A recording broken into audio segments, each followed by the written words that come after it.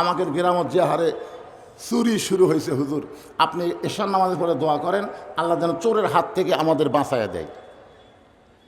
এশার নামাজ হয়ে গেছে, এখন ইমাম সাহেব বলতেছে ভাই আজকে একটা দোয়া হবে, এশার নামাজের পরে আপনারা সবাই মসজিদে থাকবেন।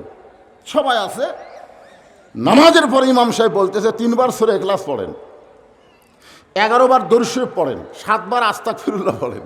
সবাই এগুলো পড়ার পরে ইমাম সাহেব মুসল্লিদের নিয়ে দোয়া করতেছে, আল্লাহ চোরের হাত থেকে আমাদের শান্তিটাকে তুমি হেফাজত করো আল্লাহ, এই গ্রামে যেন আর চোর কোনো উৎপাত করবার না পারে। চোর জানলার উপর থেকে বলতেছে আমিন, চোর বলতেছে আমিন। আপনারা বলেন তো চোর আমিন বলার কারণ কি? এই সময় আর এই ফাতিহা শরীফের সুন্নত চলবি না ভাই। এই সময় দোয়া করবেন, চোর মনে মনে খুশি হয়ে বলবে তোরা দোয়া করে ঘুমা যা, আর আমি ইচ্ছা মতো করি।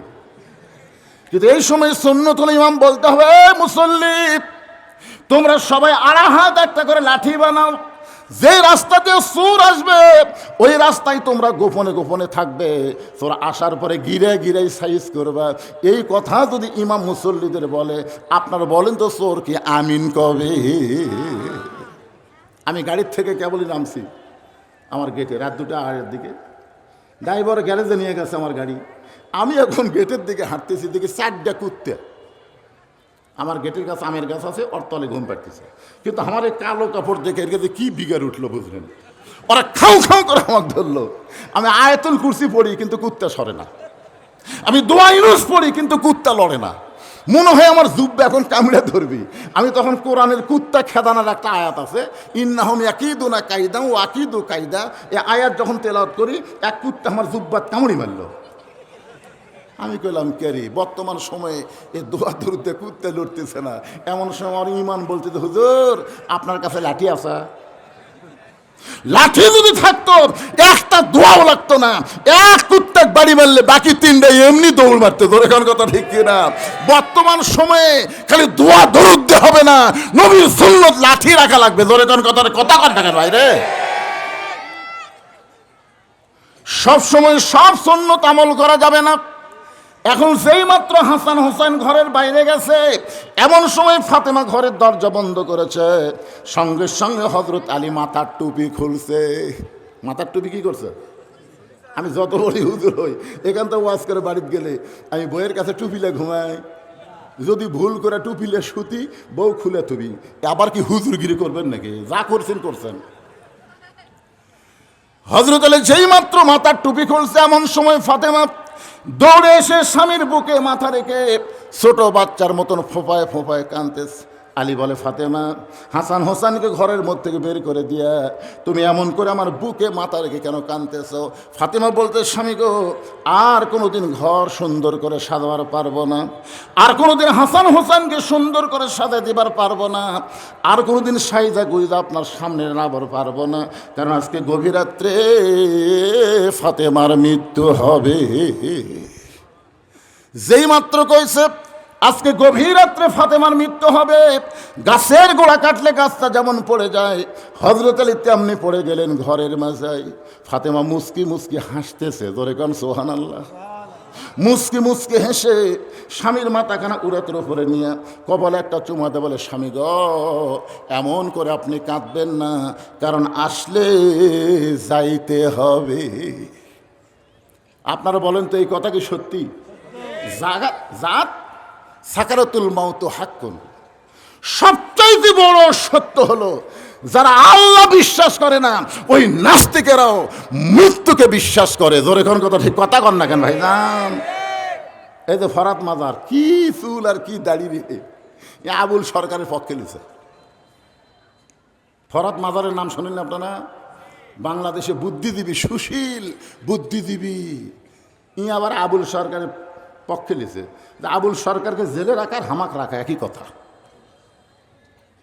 আমরা বলবো এই 90% মুসলমানের দেশে আল্লাহ নবী নিয়ে যারা কটাক্ষ কথা বলবে তাদের কোনো আস্ত বাংলার জমিনে থাকবে না। জোরে কোন কথা ঠিক?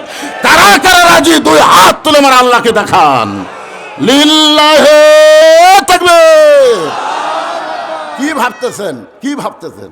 আপনি যেই দলই করেন করেন, কিন্তু আল্লাহ রাসূলের ব্যাপারে আমরা কয় দল? সবাই জবান খুলে বলেন কয় দল? আল্লাহর আগামাতা নাই, আল্লাহ একই মুখে কয় কথা কয়, আর আবুল সরকার কাছে 4 কথা। আবুল সরকার যেইগুলো কথা বলেছে একটাও কোরআন হাদিসে নাই। জোরে কর কথা ঠিক কিনা? সম্পূর্ণ বানোয়াটি বাউলের কথা। আমার আল্লাহকে এমন ভাবে কথা বলল, যেই কথা আপনাদের সামনে বলতে আমার লজ্জা হয়, আমি সে কথা বলবো না। না, ওই খাপসা কথা বললে আমারও ইমান থেকে যাবে। ওই কথা কথা তুই আর রিপিট করলি কেন? আমি শুধু এইটুকুই ভদ্র হয়ে বললাম, আগা মাথা নেই, আল্লাহর আগা মাথা নেই। কথা কন না কেন বারে? এত বছর পর আপনাকে শান্তিতে আসলাম, আপনার রাগ করছেন নাকি? এ হুজুর, এরা কোন হুজুরে, কোন কোন মাদ্রাসার পরিষদ?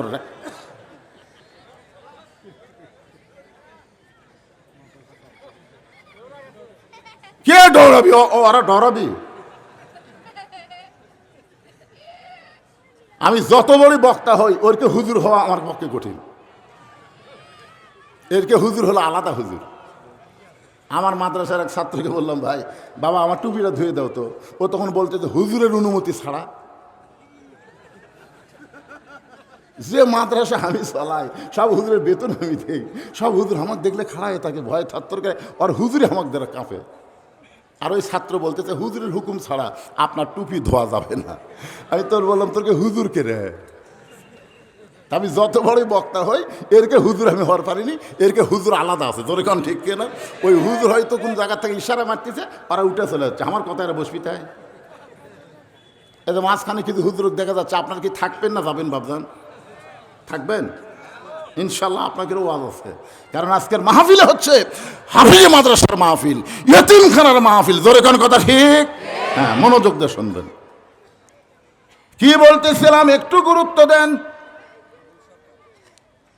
আবুল সরকারের কথা বলতেছিলাম, যে আবুল সরকার আল্লাহ ব্যাপারে এমন কথা বলেছে, সে আবুল সরকারের পক্ষে কোনো মুসলমান নিবার পারে? কথা কন না কেন? পারে? আপনার বলেন তো, যারা পক্ষ নিছে এরা মুসলমান? আপনি দেখেন না কেন, ইউটিউব দেখেন, ফেসবুক দেখেন, যারা পক্ষ নিছে এরা সব বামপন্থী। বামপন্থী বোঝেন? একটু মনোযোগ দিয়ে কথাগুলো শুনবেন। হজরত আলীর মাথা কানা ফাতেমা উরাতের উপরে নিয়ে কপাল একটা চুমু দেয়, বলে স্বামী গো এমন করে আপনি কাঁদবেন না, কারণ আসলে যাইতে হবে।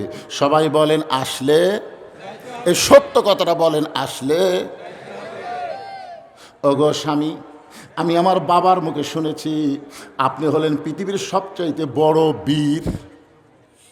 ফাতেমা তার স্বামীকে বলতেছে, আমি বাবার মুখে শুনেছি আপনি হলেন পৃথিবীর সবচাইতে বড় বীর। আপনারা বলেন তো, হজরত আলী যে পৃথিবীর সবচাইতে বড় বীর, এ ব্যাপারে আপনাদের সন্দেহ আছে?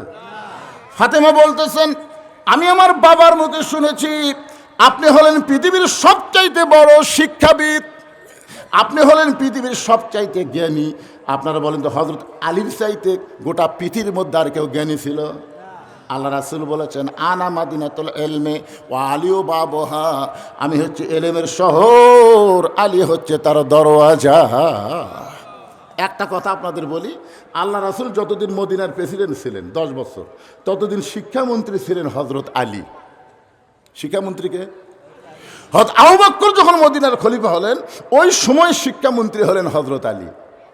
উমর যখন মদিনার খলিফা হলেন, ওই সময় শিক্ষামন্ত্রী হলেন হজরত আলী।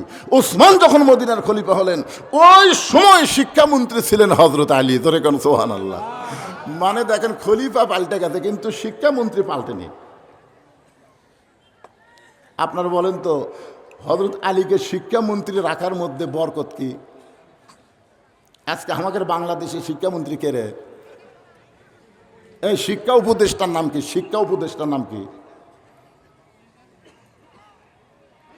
আমাদের বাংলাদেশে শিক্ষা উপদেষ্টা আছে না? এখন তো আর মন্ত্রী নাই, এখন উপদেষ্টা। আল্লাহ রাসূল বলেছেন, খায়রুকুম মান তাআল্লামাল কুরআন ওয়া আল্লামাহ, ওই ব্যক্তির চাইতে দামি সম্মানী কোনো ব্যক্তি নাই যে ব্যক্তি আল্লাহর কোরআন শিখেছে এবং অপরকে কোরআনের শিক্ষা দেয়। ভাইজান, আজকে আগডম বাগডম ঘোড়ারম সাথে ঢাক ঢোলক ঝাঁঝর বাজে, এই মিথ্যা শিক্ষার জন্য হাজার হাজার কোটি টাকা বাজেট হয়। জোরে কোন কথা ঠিক কিনা? কিন্তু আল্লাহর কোরআনের শিক্ষার জন্য এই বাংলাদেশে কোনো বাজেট হয় না। তার মানে কি? আমি এ পর্যন্ত না হলেও 20 থেকে 25,000 হাফেজের মাথার পাগড়ি বাঁধতেছে এই 42 বছরে, কিন্তু এর মধ্যে একটা হাফেজও এমপির বেটা নেই, একটা হাফেজও ডিসিএসপির বেটা না, সবগুলা গরিবের সন্তান। এই মাদ্রাসায় যারা লেখাপড়া করে অধিকাংশই তারা গরিবের সন্তান, আর গরিবদের সন্তানের দিকে কোন নেতারা তাকায় না। জোরে করে কথা কন না কেন, সত্য কথাটা বলেন। কারণ নিজের সন্তান তো পড়ে না, পরের সন্তান পড়ে। সংসদেও কোনোদিন এই মাদ্রাসার জন্য কোনো কথা হয় না। যে তিন বাচ্চারা লেখাপড়া করে এদের জন্য কিছু বাজেট করা দরকার। মাস গেলে প্রাইমারির হেড স্যার 50,000 টাকা বেতন পায়, অথচ মাস গেলে মাদ্রাসার মোহতামিম 1 টাকাও পায় না, ভিক্ষা করে চলান লাগে।